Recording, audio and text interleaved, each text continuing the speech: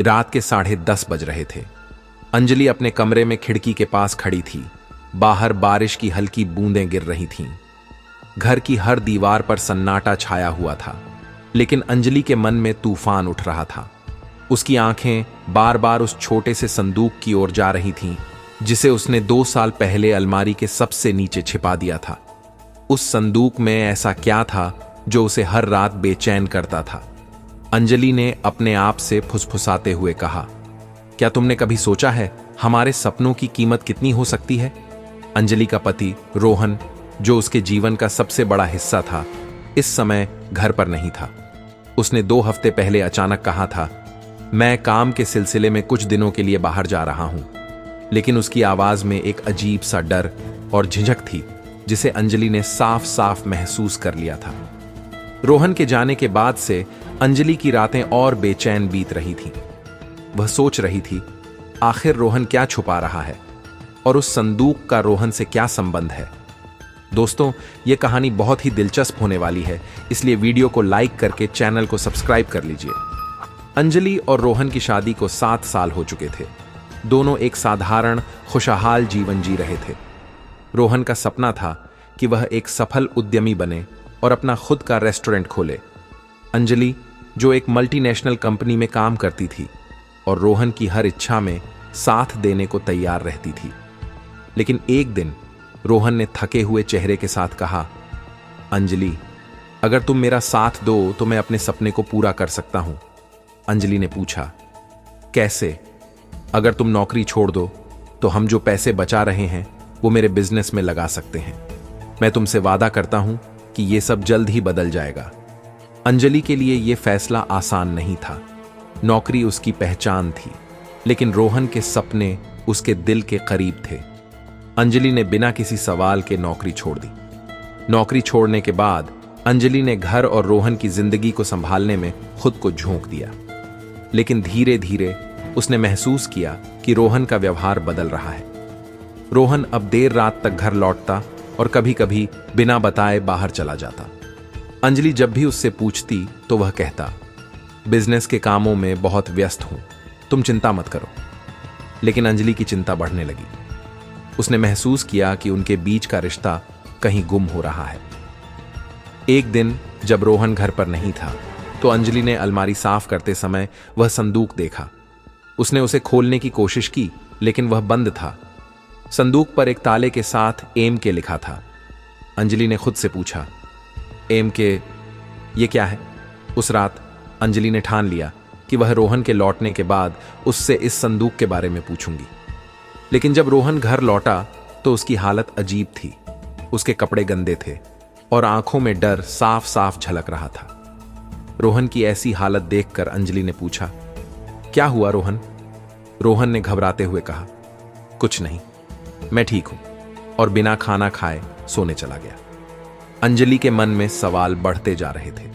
अगले कुछ दिनों में अंजलि ने महसूस किया कि रोहन मुझसे कुछ छुपा रहा है। एक रात जब रोहन सो रहा था तो अंजलि ने उसके फोन को देखने की कोशिश की, लेकिन फोन पासवर्ड से लॉक था।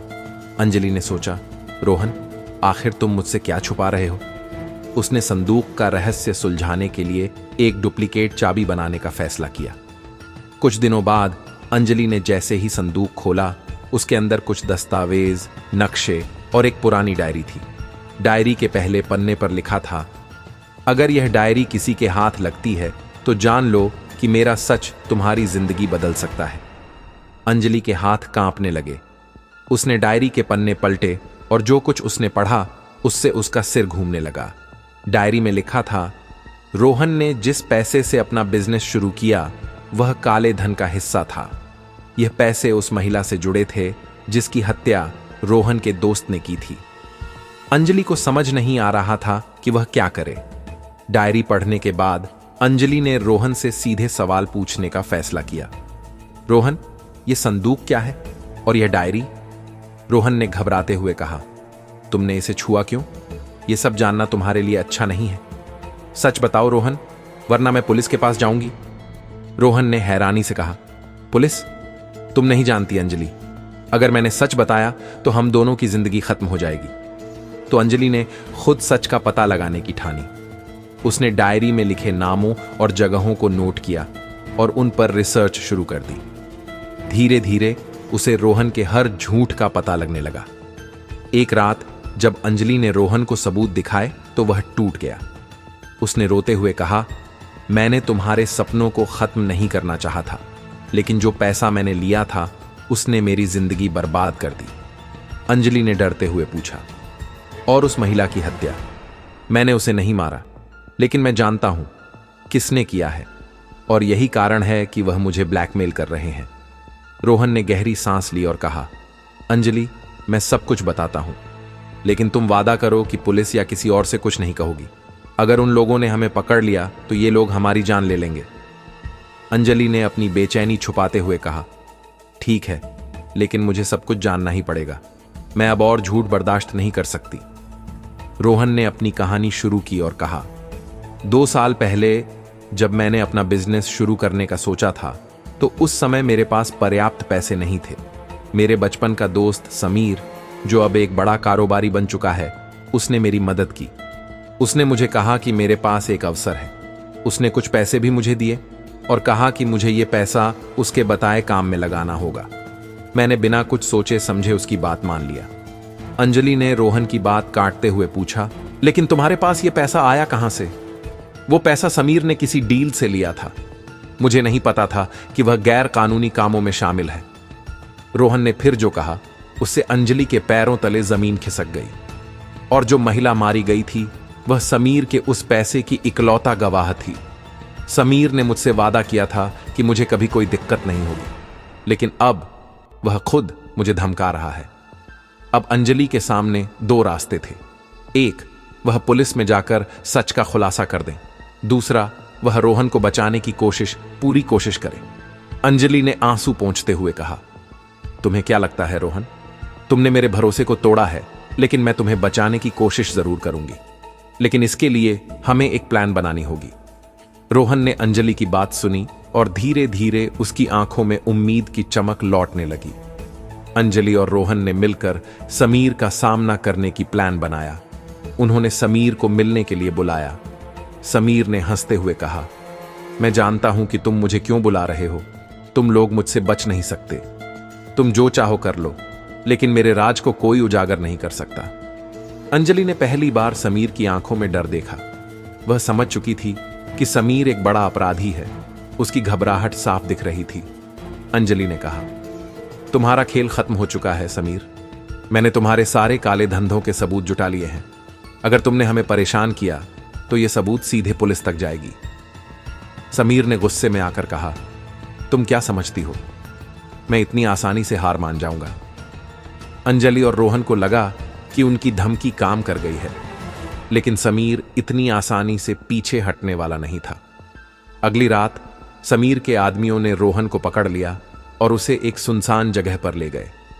अंजलि को जैसे ही यह पता चला तो उसने तुरंत पुलिस को सूचित करने का किया। उसने वह संदूक और उसमें रखे सबूत पुलिस को सौंप दी। अंजलि ने पुलिस अधिकारी से कहा, इंस्पेक्टर साहब, मेरे रोहन की जान खतरे में है। अंजलि ने पुलिस के साथ मिलकर एक योजना बनाई। वह समीर से मिलने अकेली गई। अंजलि ने समीर से कहा, अगर तुम रोहन को छोड़ दोगे तो मैं तुम्हारी हर शर्त मानने को तैयार हूं। समीर ने अंजलि की बात सुनी तो कहा, तुम सच में हिम्मत वाली हो, लेकिन मैं रोहन को नहीं छोड़ सकता। मैं इतनी आसानी से नहीं मान सकता। अंजलि ने समय बर्बाद किए बिना पुलिस को संकेत दे दिया। अचानक समीर के अड्डे पर पुलिस ने धावा बोल दिया। पुलिस ने समीर और उसके आदमियों को गिरफ्तार कर लिया। रोहन को बचा लिया गया, लेकिन यह अनुभव उसकी जिंदगी बदलने के लिए काफी था। अंजलि ने रोहन से कहा, तुमने मुझसे जो छुपाया है उसे भुलाना आसान नहीं होगा, लेकिन मैं तुम्हें एक मौका दूंगी। इस बार अपनी जिंदगी सही तरीके से जीने की कोशिश करो। रोहन ने वादा किया कि वह अंजलि की उम्मीदों पर खरा उतरेगा। समीर की गिरफ्तारी और उसके गिरोह के खुलासे के बाद रोहन और अंजलि की जिंदगी फिर से पटरी पर लौटने की कोशिश कर रही थी, लेकिन जो हुआ था वह अंजलि के मन में एक गहरे घाव छोड़ चुका था। रोहन ने अपना सारा समय अब नौकरी की तलाश में लगाना शुरू कर दिया। वह चाहता था कि वह अंजलि को साबित कर सके कि वह बदल गया है, लेकिन हर इंटरव्यू में उसके चेहरे पर थकावट और गिल्ट की छाया साफ दिखती थी। अंजलि ने रोहन से कहा, तुम खुद को हर बार सजा मत दो रोहन, गलती की थी लेकिन तुमने उसे सुधारा भी है, अब तुम्हें आगे बढ़ने की जरूरत है। रोहन ने कहा, मैं जानता हूं अंजलि, लेकिन जब तक मैं तुम्हारे सपने और हमारी जिंदगी को वापस संवार नहीं देता तब तक मुझे चैन नहीं मिलेगा। ये कहते हुए रोहन ने पुराने दोस्त और काम के सभी संपर्कों को खोजना शुरू किया। वह दिन रात मेहनत करने लगा, लेकिन समाज में अब भी उसे अपराधियों के साथ जुड़े होने की वजह से शक की नजर से देखा जा रहा था। एक दिन रोहन और अंजलि बाजार में कुछ सामान खरीदने गए।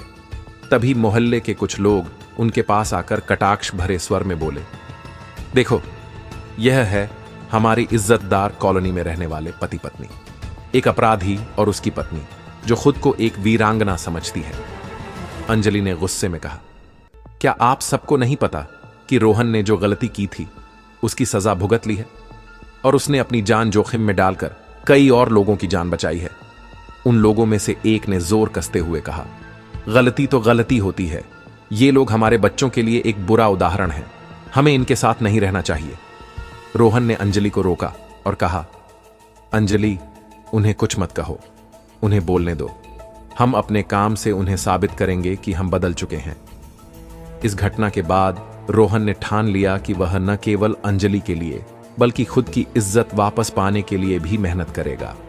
उसने छोटे कामों से शुरुआत की, लेकिन ईमानदारी और लगन से लोगों का विश्वास फिर से जीतने लगा। समय के साथ रोहन ने एक नई नौकरी मिली और एक छोटी सुकून भरी जिंदगी शुरू की। लेकिन उनकी जिंदगी में एक और बड़ा मोड़ तब आया जब समीर के गिरोह के कुछ बचे हुए लोग जेल से बाहर निकलने की फिराक में थे। अंजलि को एक अनजान नंबर से धमकी भरे कॉल आने लगे। फोन पर आवाज आई, तुमने हमारे बड़े भाई को जेल भिजवा दिया, अब तुमसे और तुम्हारे पति से बदला जरूर लेंगे। अंजलि ने तुरंत रोहन को यह बात बताई कि हमें पुलिस से संपर्क करना चाहिए। रोहन ने कहा, नहीं, इस बार मैं खुद उन्हें रोकूंगा, अब मैं तुम्हें और अपने घर को खतरे में नहीं डालूंगा। रोहन ने अपनी नई कंपनी के मालिक से मदद मांगी, जो उसका संघर्ष देखकर प्रभावित हो चुके थे। उन्होंने रोहन को सुरक्षा और कानूनी मदद देने का वादा किया। इस बीच अंजलि ने एक साहसी फैसला लिया। उसने अपनी पुरानी नौकरी में लौटने का फैसला किया ताकि घर की आर्थिक स्थिति को और मजबूत किया जा सके। एक रात जब रोहन और अंजलि अपने छोटे से घर में बैठे थे, पुलिस ने सूचना दी कि समीर का बचा हुआ गिरोह पकड़ा जा चुका है। यह सुनकर रोहन और अंजलि ने राहत की सांस ली। अंजलि ने रोहन से कहा, देखा, जब तुमने सही रास्ता चुना तो दुनिया ने तुम्हारा साथ दिया, अब हमें अपनी जिंदगी में डरने की जरूरत नहीं। रोहन ने अंजलि का हाथ पकड़ा और कहा, तुम्हारे भरोसे ने मुझे वो बना दिया जो मैं कभी बन ही नहीं सकता था। अब मैं वादा करता हूं कि तुम्हारे हर सपने को सच करूंगा। उन दोनों की जिंदगी में धीरे धीरे स्थिरता आने लगी। रोहन और अंजलि ने मिलकर न केवल अपनी पुरानी खुशियां वापस पाईं, बल्कि अपने अनुभवों से समाज में बदलाव लाने का भी प्रण लिया। अंजलि और रोहन ने महसूस किया कि उनकी कहानी सिर्फ उनकी नहीं थी, यह उन हजारों लोगों की कहानी है जो गलती करने के बाद समाज से अलग कर दिए जाते हैं, लेकिन सही दिशा में कदम बढ़ाने पर भी उन्हें स्वीकार नहीं किया जाता।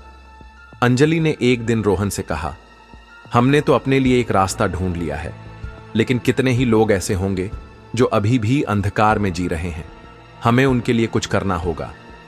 रोहन ने उसकी बात पर सहमति जताई और कहा, अगर हम अपने अनुभव से दूसरों को नई शुरुआत करने में मदद कर सकें तो इससे बड़ी बात और क्या होगी।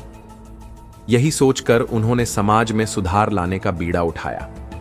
उन्होंने एक छोटे से सामुदायिक केंद्र की स्थापना की, जिसका उद्देश्य था कि उन लोगों को मदद मिले जो गलत रास्ते से लौटकर सही जीवन जीना चाहते हैं। सामुदायिक केंद्र खोलने के फैसले के बाद उन्हें कई लोगों का समर्थन मिला, लेकिन कुछ लोग अब भी उनके खिलाफ थे। मोहल्ले के एक प्रभावशाली व्यक्ति राकेश ने खुलकर इसका विरोध किया। राकेश ने गुस्से में कहा, तुम्हारे जैसे लोग समाज सुधार क्या करेंगे? जो खुद अपराध में शामिल थे अब दूसरों को सिखाएंगे? अंजलि ने शांति से जवाब दिया, हमारी कहानी यही साबित करती है कि इंसान अपनी गलतियों से सीख सकता है। अगर हमने अपनी जिंदगी सुधार ली है तो दूसरों को भी मौका जरूर मिलना चाहिए। राकेश ने उन्हें धमकाते हुए कहा, देखो, अगर तुमने ये काम बंद नहीं किया तो मैं तुम्हारा ये केंद्र बंद करवा दूंगा। लेकिन इस बार अंजलि और रोहन डरे नहीं।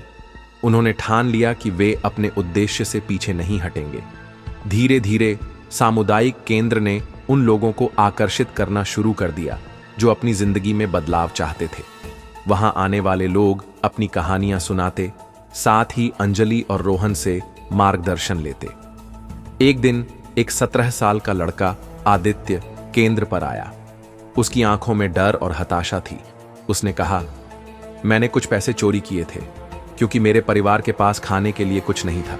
अब मुझे डर है कि पुलिस मुझे पकड़ लेगी। रोहन ने उसे समझाया, गलती करना गलत है, लेकिन गलती को सुधारना हमेशा मुमकिन होता है। अगर तुम ईमानदारी से काम करना शुरू करोगे तो तुम अपनी जिंदगी बदल सकते हो। अंजलि ने उस लड़के के लिए एक छोटी नौकरी की व्यवस्था की और उसे अपनी पढ़ाई पूरी करने के में मदद दी। कुछ महीनों के अंदर आदित्य ने अपनी जिंदगी में सुधार करना शुरू कर दिया। सामुदायिक केंद्र के प्रयासों से कई और लोग बदलाव की राह पर चलने लगे। केंद्र अब केवल अपराध छोड़ चुके लोगों के लिए ही नहीं, बल्कि उन लोगों के लिए भी एक आसरा बन चुका था जो समाज में भेदभाव और अन्याय के शिकार थे। अंजलि और रोहन ने अपने काम को और विस्तार देने की सोची। उन्होंने अन्य शहरों में भी ऐसे ही केंद्र खोलने का सपना देखा। लेकिन इसी बीच राकेश ने उनके खिलाफ कानूनी कार्रवाई करने की धमकी दी। उसने कहा, तुम्हारे इस केंद्र की वजह से मोहल्ले की शांति भंग हो रही है। मैं इसे बंद करवा कर ही दम लूंगा। अंजलि ने राकेश की हरकतों के खिलाफ कड़ा कदम उठाया। उन्होंने अपने सामुदायिक केंद्र के सभी प्रयासों और सफलता की कहानियों को मीडिया के सामने पेश किया। मीडिया में यह खबर आग की तरह फैल गई। कई लोग उनकी सराहना करने लगे। उनकी कहानी ने कई बड़े सामाजिक कार्यकर्ताओं का ध्यान आकर्षित किया, जिन्होंने उनके प्रयासों का समर्थन किया। राकेश को जब लगा कि उसकी हरकतें अब उसे ही नुकसान पहुंचा रही हैं, तो उसने चुपचाप पीछे हटने का फैसला किया। अंजलि और रोहन का सामुदायिक केंद्र अब एक बड़ा नाम बन चुका था। उन्होंने अब इसे नई शुरुआत केंद्र नाम दिया। उनकी कोशिशें अब न केवल उनके मोहल्ले तक सीमित थीं, बल्कि कई शहरों और गांवों में फैल चुकी थीं। वे उन लोगों के लिए उम्मीद का चेहरा बन गए जिन्हें अपनी जिंदगी को सही दिशा में ले जाने का मौका चाहिए था। रोहन ने एक दिन अंजलि से कहा, आज अगर हम यहां तक पहुंचे हैं तो ये सब तुम्हारी वजह से हुआ है। अगर तुमने उस दिन मेरा साथ न दिया होता तो मैं कभी यहां तक नहीं पहुंच पाता। अंजलि मुस्कुराते हुए बोली, और अगर तुमने अपनी गलती स्वीकार न की होती तो यह सब मुमकिन नहीं हो पाता। उनकी जिंदगी अब न केवल एक प्रेरणा बन चुकी थी, बल्कि उन्होंने साबित कर दिया कि प्यार, विश्वास और सही दिशा में मेहनत किसी भी मुश्किल को पार कर सकती है। दोस्तों, ये कहानी आपको पसंद आई हो तो वीडियो को लाइक करके चैनल को सब्सक्राइब कर लीजिए। फिर मिलते हैं अगले वीडियो में एक और दिलचस्प कहानी के साथ। तब तक के लिए हमें विदा दीजिए। जय हिंद।